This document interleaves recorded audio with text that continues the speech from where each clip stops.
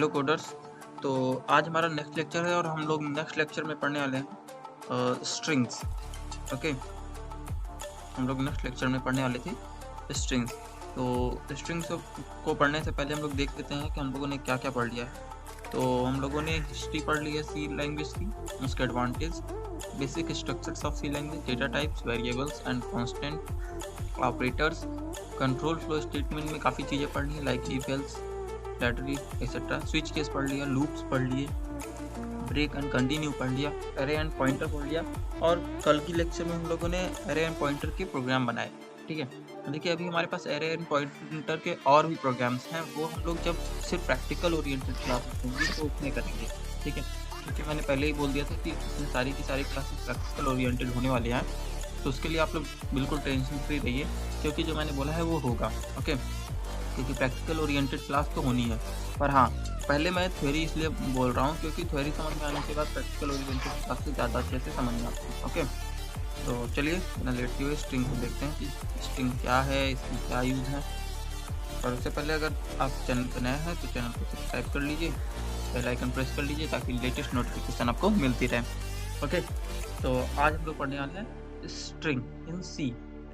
अच्छा, एक चीज़ ध्यान दीजिएगा कि डायरेक्टली जो स्ट्रिंग है वो डायरेक्टली सी में सपोर्टेबल नहीं है। ठीक है, स्ट्रिंग जैसे एक डेटा टाइप नहीं है, जैसे इंटीजर है, कार है, तो ये सब चीज़ें जैसे डायरेक्टली डेटा टाइप है, बट स्ट्रिंग जो है वो डायरेक्टली सी में सपोर्टेबल नहीं है, सी को सपोर्ट नहीं करती है। हाई लेवल लैंग्वेजेस में लाइक पाइथन में सी लेवल स्ट्रिंग डायरेक्टली है। ओके, मतलब हम लोग स्ट्रिंग डेटा टाइप को कॉल कर सकते हैं। तो अभी ऐसे समझते हैं कि व्हाट इज स्ट्रिंग इन सी। तो string is a collection of characters.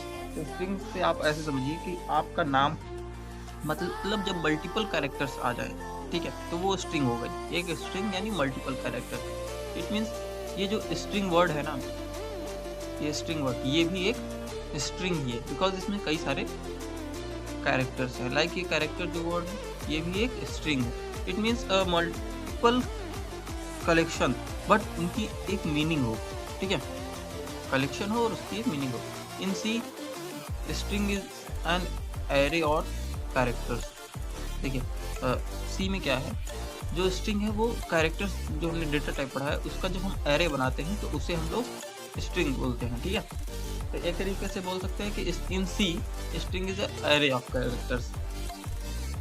ठीक है, स्ट्रिंग डॉट एच, ये देखिए मैंने आपको जब हेडर फाइल पढ़ाई थी तो उसमें बताया था स्ट्रिंग डॉट एच एक हेडर फाइल होती है। String dot H header file provides functionality to work with strings. जो string dot H header file है इसमें पहले से बने बनाए फंक्शंस हैं हमारे, जो स्ट्रिंग के साथ हमें ऑपरेशंस करने के लिए प्रोवाइड किए गए हैं।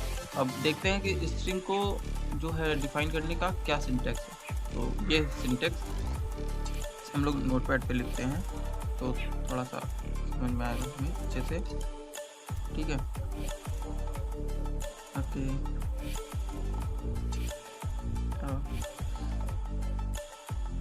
तो सिंटैक्स ऑफ स्ट्रिंग क्या है सिंटैक्स। तो कैर ये हमेशा यही होगा, फिर स्ट्रिंग नेम,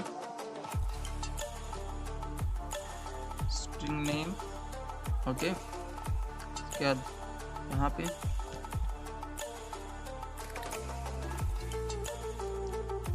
यहाँ पे होगा साइज। अब साइज से मतलब है कि कितने जो है हमें कैरेक्टर्स का जो है स्ट्रिंग बनाना है। लाइक हमें 10 कैरेक्टर का बनाना है तो हम 5 भी बना सकते हैं, ऐसी बात नहीं, लेकिन 10 से ज़्यादा नहीं बना सकते। बस ऐसे एग्जाम्पल समझते हैं, एग्जाम्पल। तो कैर STR, तो यहाँ पे हमने दे दिया 10।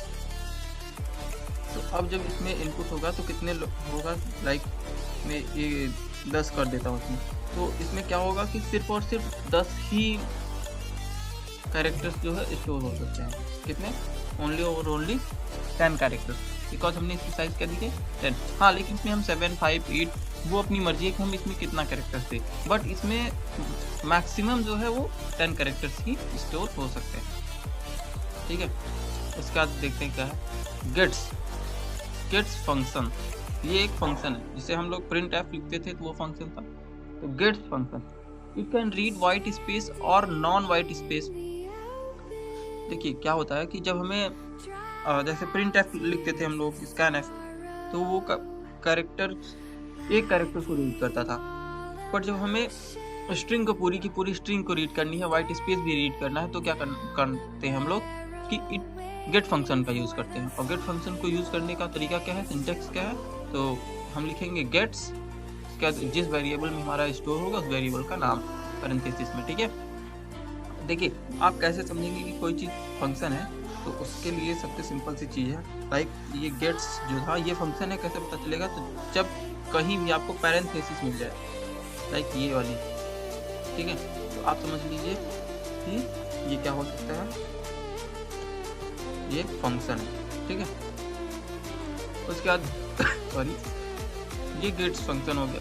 It can read white space और non white space. It means जब हम ऐसा लिखेंगे कभी लाइक प्रकाश, ठीक है, ये जो यहाँ पे वाइट स्पेस है ना, इसको भी ये रीड कर सकता है अगर हम चाहें तो। ये गेट फंक्शन का जो है यूज है, बिकॉज प्रिंट एफ जो है वो वाइट स्क्रीन को, वाइट स्पेस को क्या करता है, रीड करता है। लेकिन जब हम चाहें तो ऐसा नहीं हो सकता कि वो रीड ना करे, ऐसा नहीं होगा। ठीक है, बट इसमें हो सकता है। उसके बाद ये कुछ इंपॉर्टेंट फंक्शंस हैं किसके, स्ट्रिंग डॉट एच के। पहला फंक्शन है हमारे पास क्या है, strl, st पहला फंक्शन है सम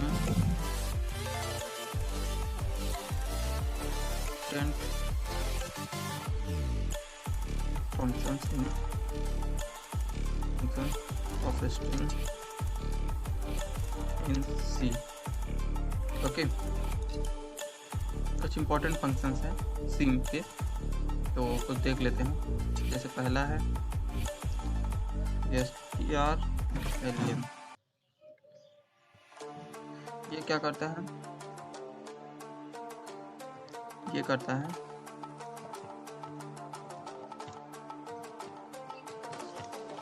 स्ट्रिंग। ठीक है, तो यहाँ पे भी देख लेते हैं।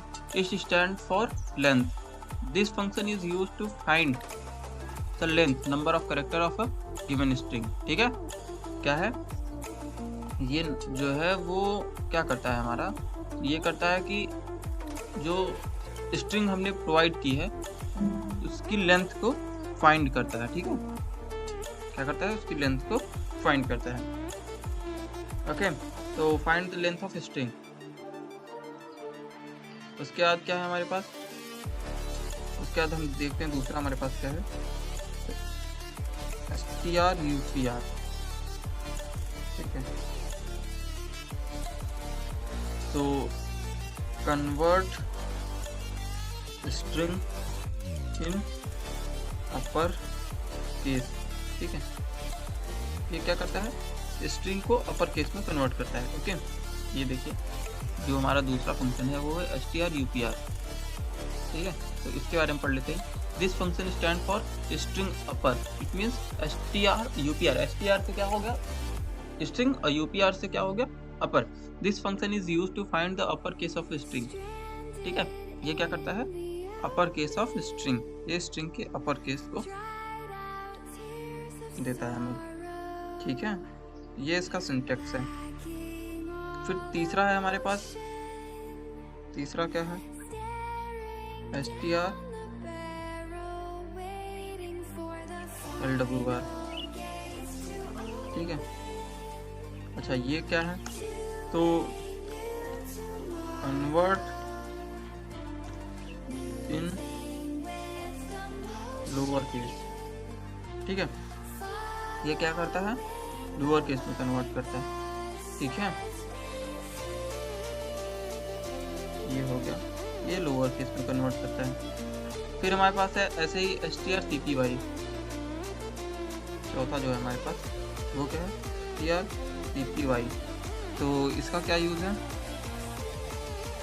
इसका यूज़ है, और देखिए जब दो स्ट्रिंग हो और एक दूसरे को आपस में कॉपी करना हो तब इसका यूज़ करते हैं। तो कॉपी द स्ट्रिंग, ठीक है। ऐसा करता हूँ मैं आपको यही ना दे दूँ सीधा, हाँ यही तो बेटर होगा ना। चाहिए आपको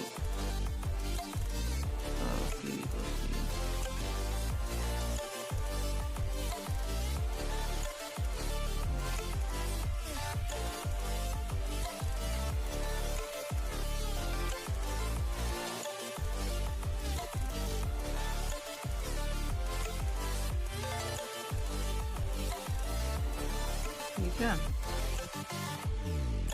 चलिए मैं इसको आपको प्रोवाइड कर दूंगा, उसके लिए टेंशन फ्री रहिए आप लोग।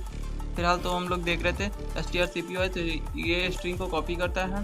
This function is used to string copy in another string. It means जब हमारे पास एक स्ट्रिंग हो और उसे किसी और स्ट्रिंग में कॉपी करना हो तो ऐसा इसको यूज़ करते हैं, इसको strcpy फंक्शन को, ठीक है। उसके बाद हमारे पास है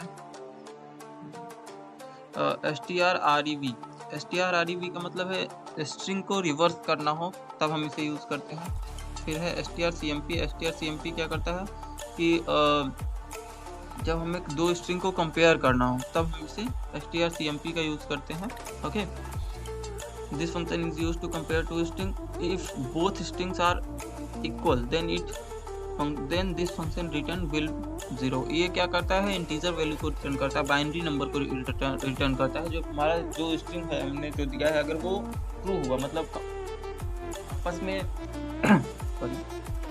कंपेयर अगर इक्वल है दोनों, तो वो क्या करेगा कि 0 रिटर्न करेगा, अदरवाइज 1 रिटर्न करेगा या फिर -1 रिटर्न करेगा, ठीक है।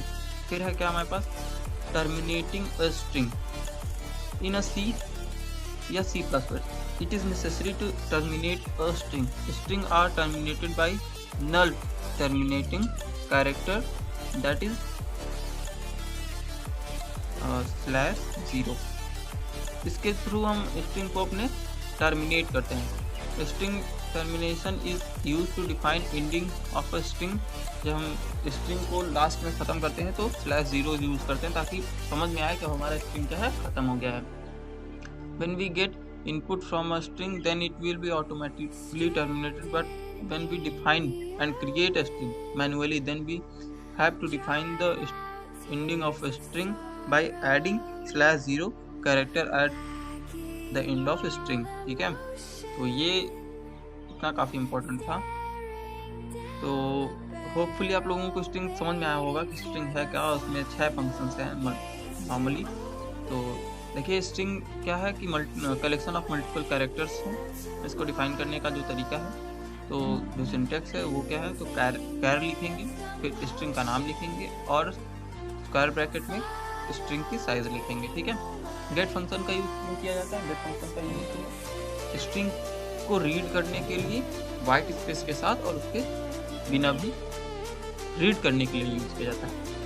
कुछ इंपॉर्टेंट फंक्शंस है लाइक str एलियन यानी स्ट्रिंग की लेंथ फाइंड करना, str upr स्ट्रिंग को अपर केस में चेंज करना, str lwr स्ट्रिंग को लोअर केस में कन्वर्ट करना, str cpy स्ट्रिंग को कॉपी करना, एक स्ट्रिंग को किसी दूसरे स्ट्रिंग में कॉपी करना, str rev स्ट्रिंग का रिवर्स फाइंड करने के लिए यूज किया जाता है, str cmp ये क्या करता है कि दो स्ट्रिंग को चेक करता है कि क्या ये इक्वल है, अगर इक्वल है तो 0 रिटर्न करेगा, अदरवाइज -1 या 1 रिटर्न करता है, ठीक है।